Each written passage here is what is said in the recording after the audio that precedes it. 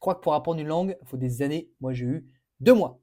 2 mois pour parler norvégien, comprendre mes profs et surtout suivre des cours en Norvège et j'avais pas le choix. Un peu de contexte. En 2020, j'étais étudiant et je rêvais de vivre en Norvège. J'ai donc fait un Erasmus direction Halden, au sud du pays, à 2 pas de la frontière suédoise. Sauf qu'en arrivant là-bas, petite surprise, la plupart de mes cours étaient en norvégien. Et pour y assister, et ben, l'administration me dit il faut avoir un B2, voilà, B2, pas A2, pas B1, B2. À ce moment-là, mon niveau était un peu éclaté. Donc j'ai fait un choix très radical, me tuer au norvégien. Donc pendant 2 mois d'apprentissage intensif, tous les jours, sans pause, sans option, je me suis éclaté au norvégien. Alors j'ai organisé ma vie entière autour de la langue, j'écrivais mes mails en norvégien, je prenais mes notes de cours en norvégien, je posais mes questions en norvégien, et je prévenais toujours les Norvégiens, on parle norvégien, même si je cherche mes mots, c'est pas grave. Je reformulais, je posais des questions courtes, et à force, mon cerveau, il a totalement basculé. Au bout de 2 mois, j'ai obtenu mon certificat B2 officiel et j'ai pu intégrer mes cours. Donc j'avais pas appris le norvégien, mais vraiment, j'étais devenu norvégien dans ma manière de penser. Ok, nå skal jeg fortelle litt om hvordan jeg lærte norsk på bare 2 måneder. Da jeg kom til Halden, forsto jeg nesten ingenting, men jeg bestemte meg for å lære så fort som mulig. Hver dag studerte jeg mellom 4 og 6 timer. Jeg snakker med folk på gata, i kantina, på universitetet. Jeg skrev alt på norsk, og jeg brukte aldri engelsk. Det viktigste for meg var å bruke språket i virkelige situasjoner, ikke bare å lese bøker. Jeg lekte uttrykk jeg kunne bruke neste dag, og jeg gjentok dem mange ganger.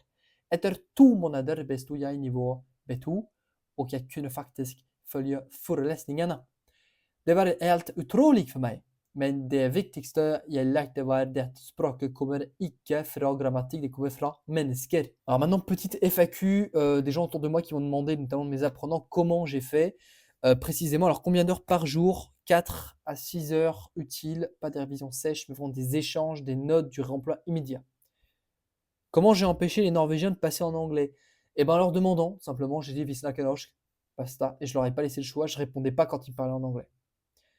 J'ai appris quoi en premier? Des phrases utiles, des structures logiques, la grammaire elle est vraiment venue après. Toujours la règle après la pratique. Est-ce que j'utilisais des applis? Non, pas du tout. Ma journée type. Alors le matin, lecture et petit réveil linguistique et la journée full parlotte. Voilà. Comment savoir si on progresse? Déjà, tu t'arrêtes de traduire, tu sens un petit peu plus les choses, c'est plus logique pour toi. Tu comprends plus l'humour aussi et puis tu tiens une conversation sans te vider, mentalement, très important. Faut-il viser la perfection phonétique? Non, d'abord l'intégrité, c'est plus important. Accent et dialecte, point d'interrogation. Et ben moi j'ai commencé avec une base bokmål. Voilà, il y a deux langues en Norvège, nynorsk et bokmål. Et moi j'ai commencé avec le bokmål. Voilà l'idée. Et après je me suis adapté à mon environnement. J'ai appris les dialectes. Norvégien versus suédois et danois. Alors c'est proche, ouais, mais chaque oreille a son rythme, donc il faut rester fidèle à la langue d'usage.